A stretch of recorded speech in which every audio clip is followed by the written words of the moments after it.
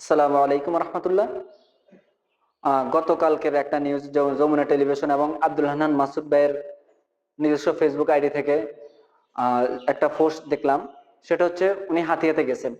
হাতিয়াতে যাওয়ার পর হাতিয়ার কিছু মানে হাতিয়ার মধ্যে যে বিএনপির নেতা কর্মীরা আছে তারা বাইরের উপর আক্রমণ করছে।